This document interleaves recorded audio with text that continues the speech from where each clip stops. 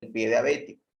¿Por qué? Porque literalmente tienen a veces mucho que ver este tipo de lesión con el pie diabético o con la persona que está en cama, generar una úlcera de presión y complicar su recuperación por padecer una enfermedad de base. Estas enfermedades de base, como la diabetes, tienen mucho que ver y causan muchas complicaciones para nosotros atender una úlcera de presión. Entonces, cuando hablamos de diabetes, tenemos que hacer un pequeño esbozo de qué es la diabetes. Es una enfermedad que se caracteriza por aumento del valor de lo que denominamos glicemia, glucosa en sangre. Nosotros necesitamos esa, digamos, glucosa para generar energía. Viene con los alimentos y tenemos un órgano en el cuerpo denominado glándula endocrina y exocrina. ¿Por qué hacemos como especie una clase de fisiología y de anatomía? Porque nuestra visión como ente formador en enfermería es crear un profesional universitario integral, completo. No solamente que diga, cuando le pregunten qué es diabetes, es una enfermedad que necesita insulina, que existen, que utilicemos términos como prediabético, que es un órgano que falla. No, eso era para cuando enfermería eran cursos, éramos auxiliares.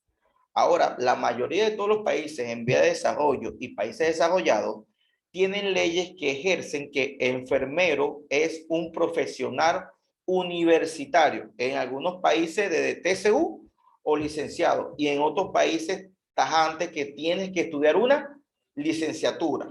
Entonces, si nos queremos comparar con los colegas en el ámbito de salud, que son los médicos, tenemos que aumentar nuestro conocimiento. Entonces, la diabetes, entonces, tiene su origen en una falla específica de unas células que están en una estructura de un órgano.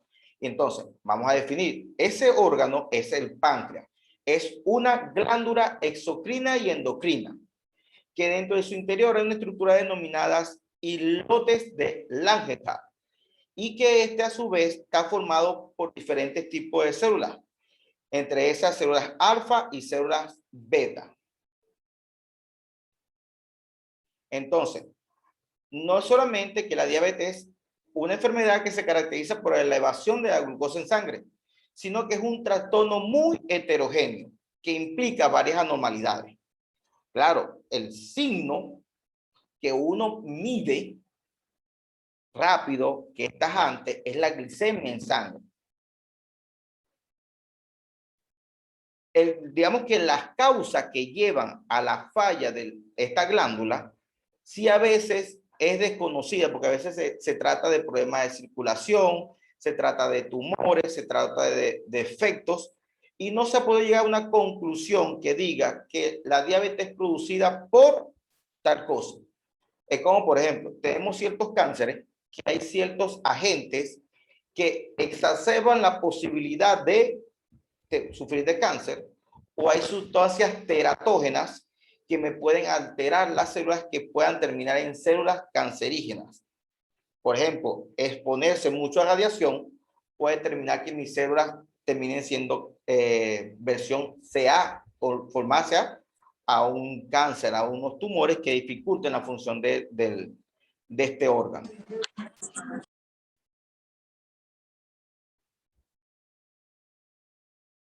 Entonces, fíjense, hoy te voy a presentar ciertas estadísticas a nivel mundial. La diabetes es una enfermedad, digamos que la estadística dice que casi toda familia debe tener un familiar cercano que ha estado o está teniendo problemas con la diabetes.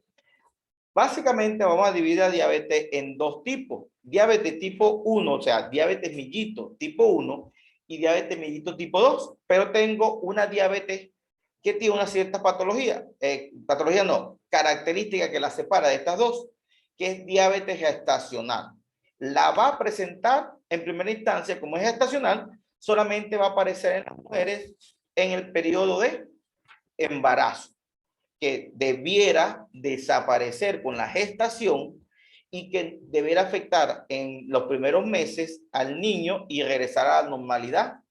Pero si no controlo lo que originó, en este caso la diabetes gestacional, que pudo decir una mala alimentación, un medicamento, una exposición a malos alimentos, porque fíjense, hay una mala concepción durante el embarazo, que la mujer debe comer todo lo que quiera a todo momento y tiene que comer. Hay otra concepción que habla de que los niños o los bebés gorditos son niños sanos. No, todo, tenemos que entender algo, que todo en exceso es malo. Todo. Entonces, comer mucho, estar muy gordo es perjudicial para la salud. Igual, demasiado delgado, de bajo peso. Por eso que se tiran los términos desnutrición y obesidad, porque los dos extremos del peso corporal hace daño. Entonces, tenemos diabetes gestacional. Entonces, en la diabetes mellito tipo 1, ¿qué podemos hacer de forma resumida? En la tipo 1, o cuando estamos de estudiantes, siempre tenemos una confusión. Tipo 1 será el insulino dependiente, la tipo 2 será el insulino dependiente. No vamos a hablar de quién es insulino dependiente, porque cada, digamos, estudio no que se contradicen, especifican que a veces una diabetes necesita la ayuda de la insulina para no seguir degenerando, que al presentar un tipo de diabetes es mejor atacarla desde el principio. Vamos a aclarar las características principales de cada tipo de diabetes. Diabetes tipo mellitus 1, el páncreas deja de producir, aquí está el truco, el páncreas deja de producir esta hormona que era que me está haciendo falta, que es la insulina.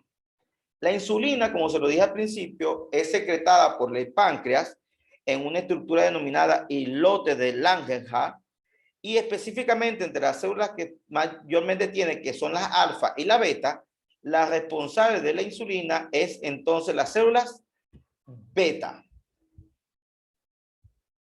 Entonces, las enfermedades autoinmunes, porque el sistema inmunitario, o sea, cuando sufrimos una enfermedad autoinmune, el sistema inmunitario o defensa destruyen parte del páncreas y en esta destrucción literalmente dañan o destruyen las células beta que se alojan en los islotes, causando la dificultad de cero producción de insulina. Cuando hablamos de mellitus tipo 2, una fase inicial porque el organismo no utiliza de forma adecuada la insulina que segrega o no la sabe administrar, no la sabe, digamos, liberar o la producción es muy escasa. Entonces, ¿qué pasa? Entonces, al no tener la producción, es como, por ejemplo, tengo la fábrica, pero la fábrica no me está produciendo lo suficiente o me falla el sistema de distribución. Entonces, esta diabetes generalmente se va a presentar, como se lo estoy marcando, en lo que uno denomina persona adulta. Recuerden que tienen que revisar otra vez, la OMS acaba de hablar de una nueva clasificación de las edades, de lo que conocíamos como adulto joven, adulto contemporáneo y adulto mayor. Yo, por ejemplo, volví a ser adulto joven, con 42 años, vuelvo a entrar en el grupo de adulto joven. Entonces, revisen esa, los invito a que entren también OMS, Organización Mundial de la Salud, para que vean nueva clasificación. Entonces, este tipo representa el 95% de cada 10 personas, muchas de estas son cargas hereditarias. ¿Qué pasa? No se sabe por qué en sí, pero cuando yo tengo un familiar directo, llámese mis abuelos, en la línea de abuelos o líneas de padres, tengo una posibilidad de que mi hijo o que yo sea diabético, lo que implica que debo tener un cambio de cultura, sobre todo en lo que es alimentación. Y en los países desarrollados como Estados Unidos, Europa, la madre ellos llevan a la población cada vez mayor población y en este caso joven a padecer de diabetes. Si nosotros hablamos, por ejemplo, yo que tengo 43 años, hablo de una generación, para mis padres, hablar de diabetes era sinónimo de vejez. O sea, eran solamente, en la mayoría de los casos conocidos, la persona adulto mayor, el viejo, anciano, o sea, persona por encima de 70 años, que empezaban a padecer, o en los 60 años, empezaban a padecer trastornos con la glicemia, el azúcar, y era que enfermaban. Ahora, lo que llamamos la parte moderna, una vida de trabajo, una vida de comida rápida, de preparado, y no quiero hacer como hicieron un jugador, hablar más de una marca de gaseosa, pero el exceso de consumo de bebidas gaseosas tiene demasiado alto nivel de glucosa y eso también pone a nuestro páncreas a producir más insulina para poder compensar los picos que tenemos con las bebidas gaseosas. ¿Cómo se lo puede reaccionar? La diabetes gestacional es la diabetes que se va a presentar en la mujer embarazada durante el periodo de desarrollo. Aparece y debe desaparecer después de la gestación. Y tengo que hablar de este punto. Diabetes gestacional en la madre se habla cuando la mujer embarazada no era una diabética previa. Porque si la mujer es diabética y queda embarazada, su diabetes no es diabetes gestacional, su diabetes es diabetes porque ya tiene diabetes previa. Entonces, ¿qué pasa? Una de las principales consecuencias que va a tener el niño al momento de nacer es que va a presentar un sobrepeso, o sea, va a ser macrosómico, o sea, va a ser peso por encima de la edad estacional esperada. Es un niño macrosómico, un niño muy grande. Esto le puede causar problemas al niño si no se pone en control, porque puede existir problemas problemas del corazón o hipertrofia. Entonces, o lo mismo, o sea, ser macrosómico, pero con inmadurez fetal. Entonces, es algo que uno debe tener cuidado, que debemos aclarar con nuestra población, con nuestros mismos familiares. Vuelvo y repito, una mujer embarazada no debe engordar o aumentar de peso, que es el término correcto, aumentar de peso, 1 kilo por mes. O sea, ella se le permite el aumento de 1 kilo por mes. ¿Entendido? En promedio. Debe hacer su alimentación balanceada, reducir el consumo de bebidas alcohólicas, reducir el consumo de bebidas gaseosas, eso, hacer ejercicio si su condición de salud se lo permite. Y vuelvo y repito, con los bebés, que tenemos también la costumbre de que se vean cachetones, gorditos. Niño gordo no es sinónimo de niño sano. El pediatra o el neonatólogo que lo va a atender al principio de su vida y después el pediatra le va a explicar las tablas de cuánto peso debe ganar el niño por semana y por mes. No es que vamos a hacer controladores, pero te tienes que entender que el bebé debe ir aumentando un peso, un tamaño y todo en exageración no es bueno.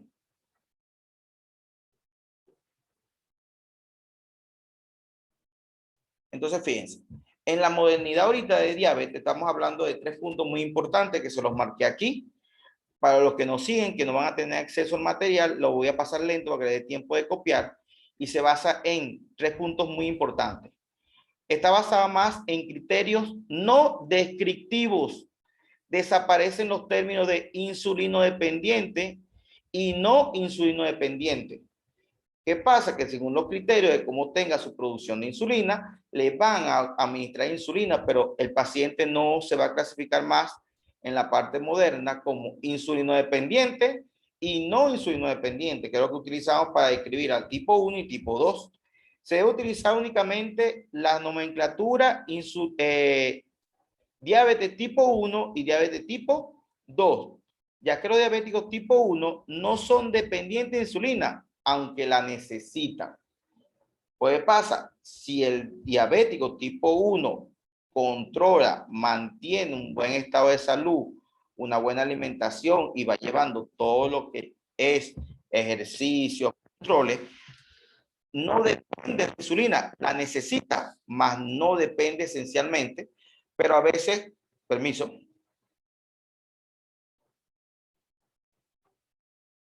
Ajá. El insulino, el diabético aprende una mala práctica. Soy diabético, quiero una torta de chocolate, me inyecto insulina, me como la torta de chocolate, y si estaba sabrosa, me vuelvo a comer otro pedazo y me vuelvo a inyectar insulina.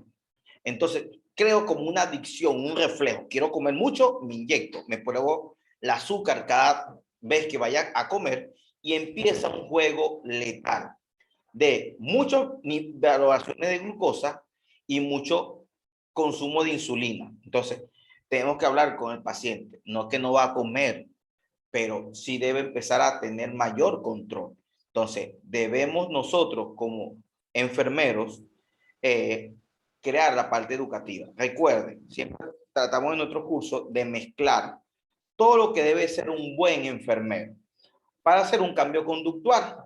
Porque si nosotros hacemos un cambio cognitivo, conductual, si yo no le cambio la parte cognitiva, yo nunca voy a lograr un cambio conductual en las personas. ¿Qué queremos nosotros como profesores universitarios de enfermería? Estamos desarrollando aquí digamos, en la zona donde yo me desarrollo, me envuelvo como profesor, muchos de mis colegas estamos haciendo, ya terminaron, maestrías en terapia de la conducta, que es que si yo quiero cambiar, debo empezar queriendo cambiar. Entonces estamos haciendo cambios cognitivos para tener un cambio conductual de esos enfermeros. En mi meta y mi tesis son eso, hacer un cambio en el alumno cognitivo-conductual para hacer que el alumno vea la importancia del conocimiento. Es verdad, enfermería es teoría y necesita práctica, pero una práctica sin teoría es un mono que yo enseñé a bailar. Él no entiende qué es el baile, solo entendía que si él movía, a él lo iban a premiar. Entonces, el enfermero no puede ser mecánico, hacer prácticas sin saber por qué.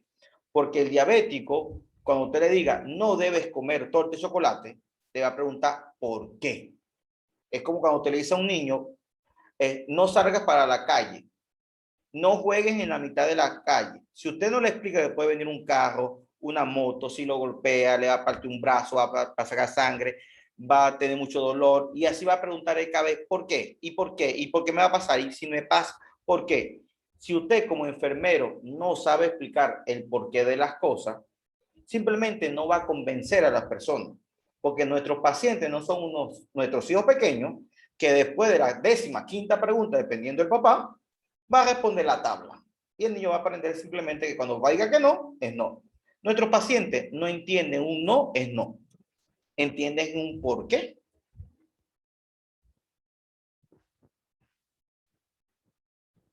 Hablemos ahora de la insulina.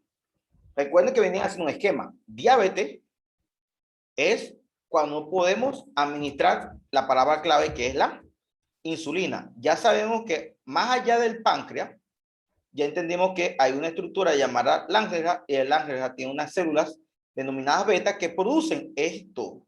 Pero entonces, ¿qué es la insulina? La insulina en su primera instancia es una hormona porque el páncreas es una glándula. Las glándulas producen, en algunos casos, hay glándulas que producen hormonas. Porque recuerden, hay un mal dicho o mala creencia. Glándulas producen hormonas. No, porque yo tengo glándulas sudoríparas y el sudor no es una hormona. El sudor es más que todo líquido que utilizamos para nivelar nuestra temperatura. Nos ayuda a mantener un equilibrio, es parte del equilibrio electrolítico de la persona. Entonces, para los que nos van copiando clases, voy lento. Entonces, insulina, hormona que se fabrica en el páncreas de forma natural y que es imprescindible para la vida. Recuerden, dependiente o no dependiente eliminado. ¿La necesita? Sí. Se puede administrar con infusores de insulina, jeringa o bolígrafo, porque ya el ser humano descubrió hasta la forma de hacer insulina de forma sintética.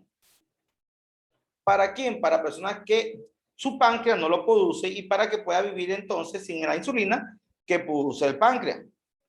Entonces, para forma general, sí existen varios tipos de insulina, que va a depender de si necesito un efecto lento pero duradero, rápido pero corto el efecto. O sea, todo eso es muy importante. Como enfermero usted empiece a repasar, porque yo tengo una emergencia, un paciente, yo necesito colocar una insulina que sea de rápido efecto, pero que el efecto no se va a prolongar porque eso tiene una contraparte. O para el paciente que se le administra insulina porque no ha entendido los hábitos de alimentación, necesita colocarse insulina en la mañana, en la tarde y en la noche. Para ese será una insulina que debe ser preparada, dosificada por el doctor.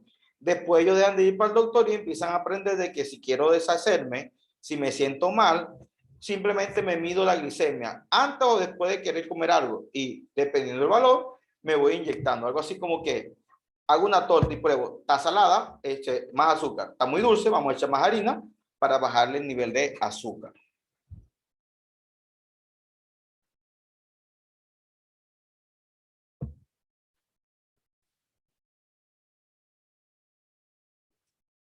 Entonces, ¿cuándo vamos a hablar entonces de la diabetes? Aquí les pongo los tres criterios. Vamos a hablar de variable de hiperglicemia o hiperglucemia más alta de lo normal, pero no cifras diagnosticadas. Esta cifra no me va a dar el diagnóstico preciso de la glicemia, porque recuerden que puede ser que la persona comió antes de hacerse la prueba, está en ayuno prolongado y se está produciendo para buscar energía almacenada y puede dar los valores falsos. Puede ser una fase intermitente del proceso de enfermedades reconocidas como, digamos, asociadas a enfermedades inmunológicas. Entonces, esto a su vez, para estas pacientes, la modificación del estilo de vida es crucial.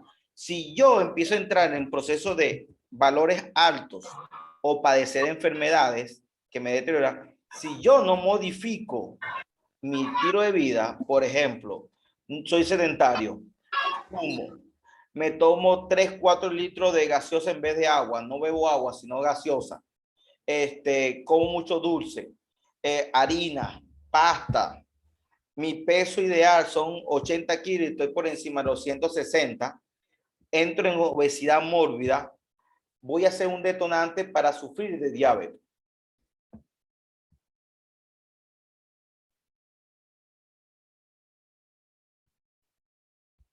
¿Qué pasa? Me acabo de acercar a algo para que usted pueda meter y hablar con el paciente. Hablemos entonces de pie diabético. ¿Qué pasa? El pie diabético viene a ser una complicación de la diabetes mellitus. O sea, digamos que entre las peores cosas que le puede pasar al paciente diabético, y a veces el diabético que uno denomina, fíjate que vamos a tener un diabético controlado y no controlado, pero hay un diabético que entra y sale del control. O sea, cuando él se siente mal, muy mal, él vuelve a su hábito. Es como que me porto mal, me castigan, me regreso y vuelvo. Pero ¿qué pasa? Todo el daño que esa persona se provoca cuando se sale va quedando. Es lo que hace cuando regresa, repara ciertas cosas, pero el daño quedó marcado. Entonces, hay diabéticos que salen, tienen tanto hiperchoc, hasta entran en shock por el azúcar en sangre, que pueden perder la visión. Pero tienen la salvedad que cuando retoman valores normales, la visión regresa. Pero no se van dando cuenta que cada vez tarda más en regresar. No se dan cuenta que cada vez regresa, pero regresa perdiendo un poco de agudeza visual o de campo visual. Recuerden que nosotros, si les preguntan, nosotros tenemos un campo más o menos a esta altura. No vemos hacia nuestras orejas. Pero si mover los ojos o la cara, yo puedo ver mi mano hasta este punto. Hagan la prueba. Si usted no ve sus manos a esta altura y las ve cuando se acerca aquí, señor, tiene que ir para el oftalmólogo porque nuestro campo de visión es a este nivel. Es lo que nos permite ver cuando algo se acerca, sino yo voltear la cara. Entonces, ellos van perdiendo eso al punto que pueden terminar viendo por lo que uno denomina o se denomina visión túnel. Ajá. Fíjense, en un diabético se espera que aparezca el pie diabético cuando la persona entra y sale, no hace control, no tiene un cambio de hábito. Se presenta en pacientes con más de 5 años de evolución de esta enfermedad, pero mal evolucionada. Es la causa más frecuente de amputación no traumática. ¿Qué quiere decir amputación traumática? Que, por ejemplo, me caí en la moto, me atropellaron. Es una amputación traumática, no tiene que ver con la diabetes, así sea yo diabético. Esa amputación, perdí el pie, fue por un accidente. Pero la condición vascular que impida la circulación de esa herida, de ese pie, va a terminar en amputación. Sobre todo en pacientes mayores de 50 años. Y esa cifra viene, la edad viene descendiendo. Las infecciones y úlceras en pacientes con pie diabético son muy comunes, asociadas entonces a complicaciones crónicas. Algo es que yo atienda a un paciente que por un accidente quedó parapléjico, está en cama, los familiares no lo supieron atender y me aparezca una úlcera de presión sacra. Tan pronto empieza a recibir atención, voy a notar una evolución de 30 a 60 días de la úlcera. Pero cuando se me mezcla con un paciente diabético y yo no controlo, no oriento al familiar, no oriento al paciente, de golpe mi paciente, esa úlcera no va a evolucionar bien, porque va a ser una extensión de lo que fuera, de lo que posiblemente puede ser un pie diabético.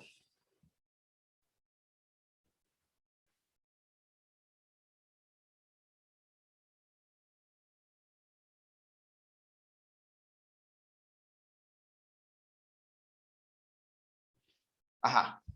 Para ir cerrando este ciclo, fíjense, cada vez que termine una separata, me van a dar 5 minutos para estirarme las piernas, beber agua o café y continuamos. No se salgan, será el mismo enlace, no se vayan a salir del grupo.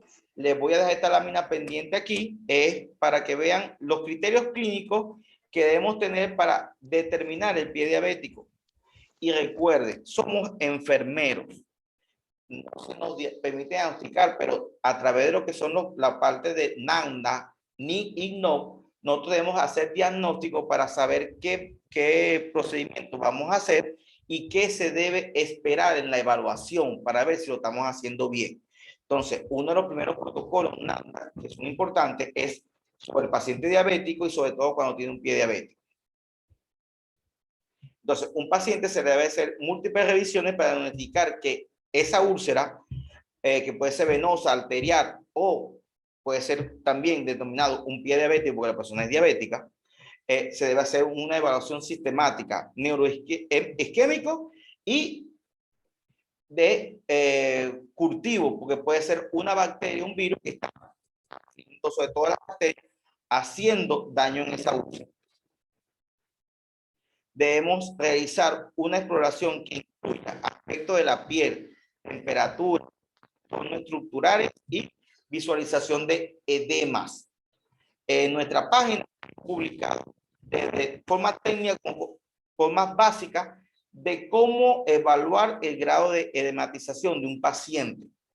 Porque fíjense, ahorita con la parte de pacientes COVID que pueden prolongar su estadía en una cama, que aparezca una úlcera de presión, que mi paciente se deshidrate o esté muy hidratado, es fundamental. Y cuando se combina COVID-19 con un paciente diabético, se imaginarán que la diabetes no va a ser un stop y quieto, no va a cortar bien, porque el paciente tiene COVID. Porque va a tener consideración porque el paciente es diabético. Entonces, pendiente con esa parte. Exploración neurológica en busca de disentesia, parentesia, hipertensia. O sea, recuerden que la diabetes va a afectar el sistema nervioso, sobre todo el de percepción, de dolor, ubicación, y de ahí donde se producen o dan origen a lo que es pie diabético. Una pequeña herida que nosotros inmediatamente nos vamos a querer poner el pie, afincar el pie, porque me duele, me arde. En el diabético no lo siente. Hay una alteración. Entonces, por eso que nosotros como enfermeros que cuidamos, que pueden estar ubicados en un área de geriatría o tener abuelos, o peor, porque le va a doler todavía más, padres, porque pueden ser los hijos menores de unos padres mayores, saludar, besar a mi papá, a ver, a revisar los pies, revisar la parte digital del pie, buscando, porque ellos no van a buscar, ellos no van a sentir el dolor, no van a sentir la molestia y se van a dar cuenta cuando sea este amiguito de aquí, el olfato, que le dé aviso que por qué algo huele feo en mi cuarto, porque para donde me muevo se sigue estando el olor. Y cuando empiezo a explorar, es mi propio pie que se está pudriendo. Y ya digamos que no es tarde, pero sí nos complica mucho la situación. Entonces, realizar una exploración sensitiva táctil. En nuestras redes también hemos puesto simples tips de cómo explorar y qué respuesta se espera explorar. Entonces, le voy a dejar esto 3 minutos para que lo terminen de copiar. Le dejo de tarea que es en qué consiste el test, porque recuerden, para los que están optando a la certificación, necesitamos completar ciertas tareas y esas tareas están también en la parte de los manuales que estamos revisando, que ustedes van a revisar viendo otra vez las clases, comparando sus apuntes y viendo ciertos videos, completarán las horas de la formación. Entonces, 3 minutos para que copien. Si alguno copia algo, nos avisen y retrocedemos la imagen a esa y en 10 minutos, a partir de esta hora, en 10 minutos, colocamos la segunda presentación.